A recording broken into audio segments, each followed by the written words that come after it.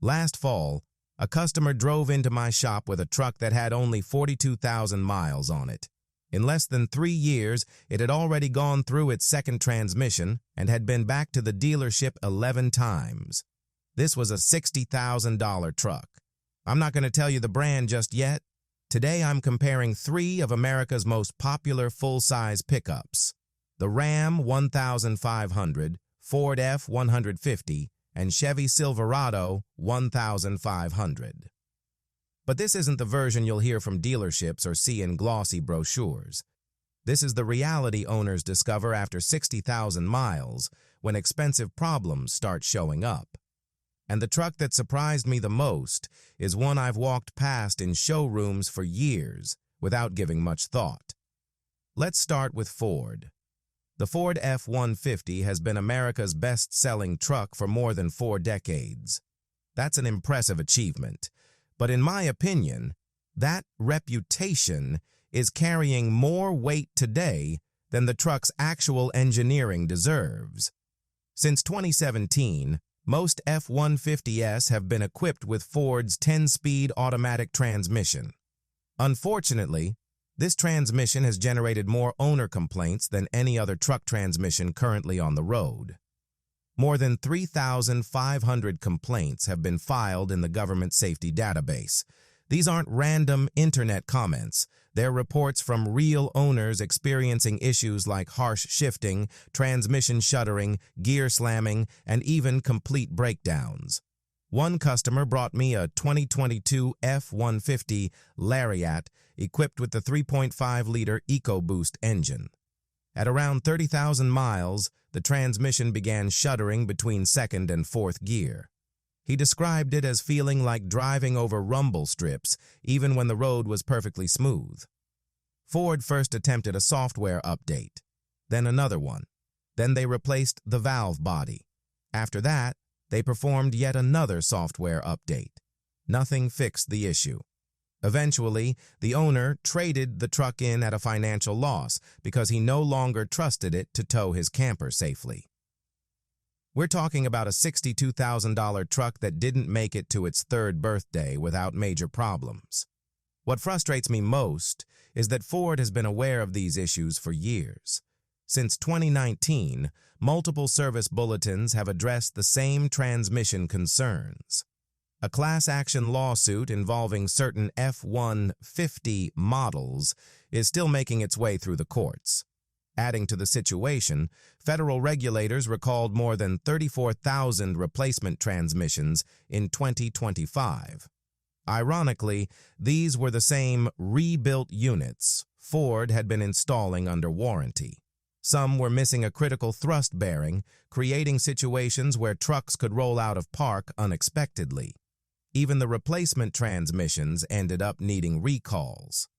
Another issue many F-150 owners don't discover until they're towing heavy loads in places like Texas or Arizona during the summer is heat.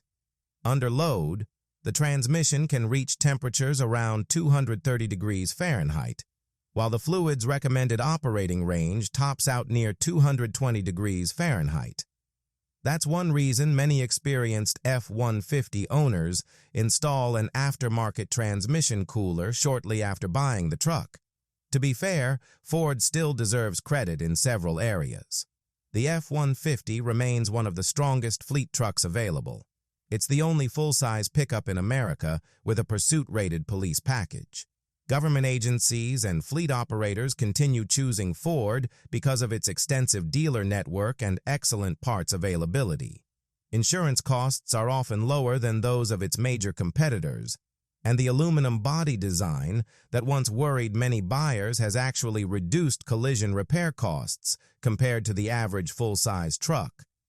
However, if you're an individual buyer standing on a dealership lot looking for one truck that will serve you reliably for the next decade, I believe the F-150 is benefiting more from brand loyalty than from its current engineering advantages. I know that opinion won't sit well with some people. That's fine. Take a look at the complaint data and draw your own conclusions. Now, that's the Ford story. Next, Let's talk about the Ram 1500 because it uses a drivetrain system that's so different that I regularly see it misunderstood, even by experienced technicians.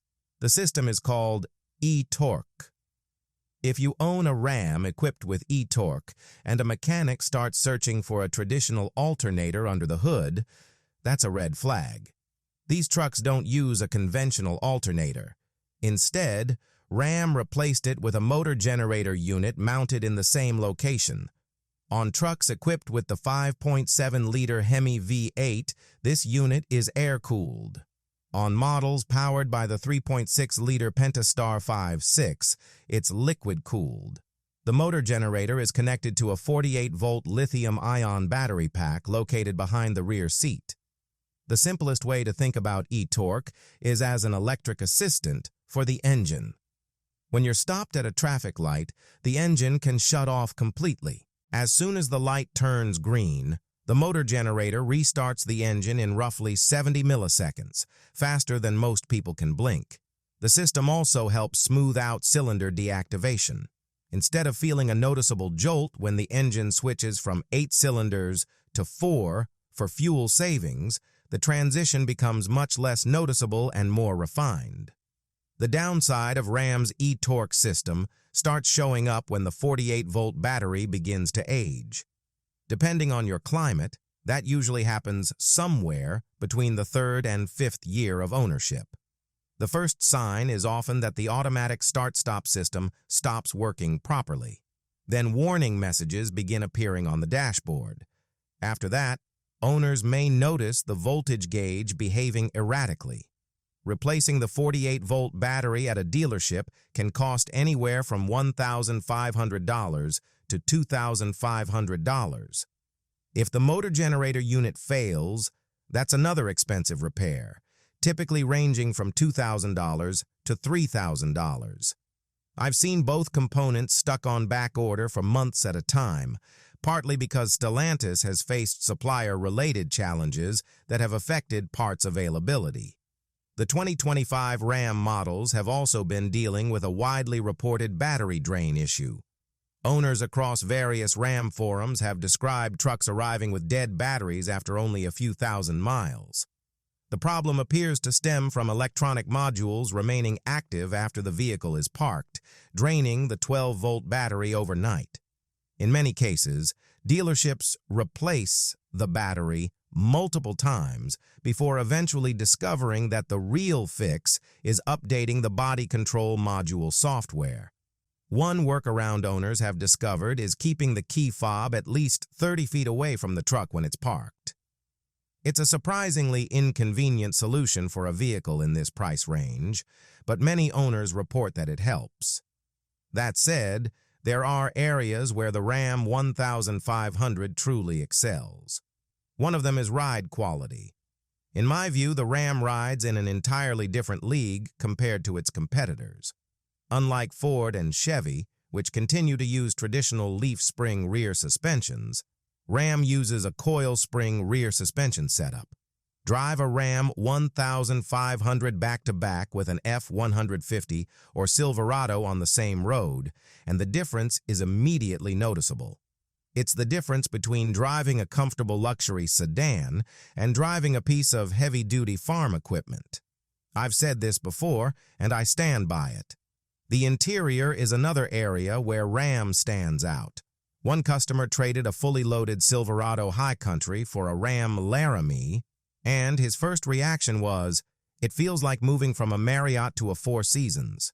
The materials, seating comfort, and overall cabin design simply feel more upscale than what Ford and Chevy are currently offering. Independent reviewers have consistently rated the Ram's interior among the best in the segment, recognizing it as a benchmark for comfort and refinement. Then there's the transmission, which many enthusiasts consider one of the truck's biggest strengths. The Ram's ZF 8-speed automatic transmission is based on the same transmission family used in premium luxury brands such as BMW, Bentley, and Rolls-Royce. Some long-term owners have reported reaching hundreds of thousands of miles on the original transmission, even while regularly towing heavy trailers. When you compare that reputation to the large number of transmission complaints associated with some competitors, it's easy to understand why the ZF 8-speed receives so much praise. What's interesting, however, is how differently experts rate the Ram 1500. One major automotive research organization ranked the Ram 1500 as the top half-ton truck for 2026, while another well-known consumer testing group placed it near the bottom of the segment. Surprisingly, both assessments make sense. The higher ranking reflects the truck's strong mechanical components, ride quality, and drivetrain performance. The lower ranking focuses more heavily on electronics, infotainment reliability, and recall history, areas where Ram has occasionally struggled. Ultimately, which ranking matters more depends on what concerns you most as an owner. Some people worry about major mechanical failures. Others are more frustrated by software glitches, touchscreen problems, and electrical issues. Now let's move on to the truck that surprised me the most, the Chevy Silverado 1500. I'm not claiming it's perfect, but it has one major advantage that neither the Ford nor the Ram can fully match. At the same time, it also has a problem that doesn't receive nearly enough attention. Let's start with the advantage. Chevy offers a 2.7-liter turbocharged four-cylinder engine in the Silverado. And I know that idea makes some truck buyers skeptical. A four-cylinder in a full-size pickup doesn't sound impressive on paper, but hear me out. That engine produces 310 horsepower and 430 pound-feet of torque. By comparison, Chevy's long-running 5.3-liter 5.8 produces 355 horsepower, but only 383 pound-feet of torque. In other words, the smaller turbocharged four-cylinder actually delivers more torque than the traditional V8. That's an important number because torque is what helps a truck move heavy loads and feel strong during acceleration. It's not something most salespeople emphasize because buyers often gravitate toward V8 engines, but the performance numbers tell an interesting story. I recently worked with a customer who owned a 2023 Silverado equipped with the 2.7-liter turbo engine and had already accumulated 85,000 miles. The truck's maintenance record was remarkably simple: routine oil changes, brake service, and one set of spark plugs. That's it. At the same time, I've spent years replacing failed lifters in 5.3-liter V8 trucks with significantly lower mileage. Much of that trouble is linked to the cylinder deactivation system, which can place additional stress on certain engine components over time.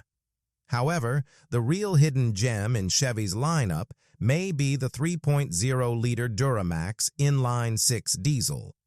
Among all the engines offered by these three manufacturers, it's one of the few that consistently delivers fuel economy close to its official ratings in everyday driving. Many owners report averaging between 24 and 28 miles per gallon in combined driving conditions, which is impressive for a full-size pickup. That's particularly noteworthy because some competing trucks struggle to match their advertised fuel economy figures in real-world use. The result is a significant difference between what buyers expect and what they actually experience once they start driving the truck every day. One reason the 3.0-liter Duramax diesel stands out is that it actually delivers the fuel economy many trucks only promise. Owners consistently report mileage figures that closely match the numbers on the window sticker. Over the course of 150,000 miles or more, that difference can save thousands of dollars in fuel costs. Now, let's talk about the issue that should concern potential buyers the most. The 6.2-liter V8 found in certain Silverado and Sierra models has been at the center of one of the largest truck engine recalls in recent years. Nearly 600,000 vehicles produced between 2021 and 2024 were affected. According to reports, some engines left the factory with metal debris remaining in the oil passages, while others had crankshafts that were improperly machined by suppliers. In some cases, engines reportedly failed almost immediately, sometimes with only a few miles on the odometer. What makes this situation even more controversial is the repair process. If a dealership inspects the engine and doesn't find obvious signs of damage, the official repair may be nothing more than switching the oil from 0W20 to 0W40 and replacing the oil fill cap. Many owners and technicians have questioned whether that is sufficient for engines potentially affected by internal contamination. The issue remained serious enough that regulators revisited the situation in late 2025 after additional engine failures were reported, including some engines that had already undergone the recall repair process. If you're considering a used Silverado or Sierra equipped with the 6.2-liter V8, checking the vehicle's recall history isn't optional. It's essential. There's another issue that receives far less attention, but is worth knowing about. Since 2011, Silverado frames have used a wax-based undercoating for corrosion protection. Some owners have reported that this coating can peel away over time, exposing bare metal underneath. In regions where road salt is commonly used during winter, some trucks with relatively low mileage have shown signs of frame rust much earlier than many owners expected. While service bulletins have addressed the issue, many owners feel the response hasn't gone far enough. If you're shopping for a used Silverado in an area where road salt is common, take a few minutes to inspect the frame yourself. A quick look underneath the truck could save you from an expensive surprise later. So, after more than 2 decades of working on trucks, which one would I personally buy? If I had to choose a truck to own for the next 10 years, my pick would be the Ram 1500 equipped with the Hemi V8 and ZF 8-speed transmission. The ride quality is exceptional. The interior feels more refined than its competitors. And the ZF transmission has built one of the strongest reliability reputations in the half-ton truck segment. Would it be perfect? No. I'd budget for an e-torque battery replacement sometime around the 4th year of ownership. I'd keep the key fob away from the truck when parked overnight and expect the occasional electronic glitch. But those issues are generally inconveniences rather than major mechanical failures. For buyers who tow frequently and want a diesel engine that delivers impressive real-world fuel economy, the Silverado with the 3.0-liter Duramax deserves serious consideration. It may be one of the most underrated options in the entire class. However, I'd approach the 6.2-liter V8 with extreme caution until I fully understood its recall history and service records. As for the Ford F-150, it still makes a strong case for certain buyers.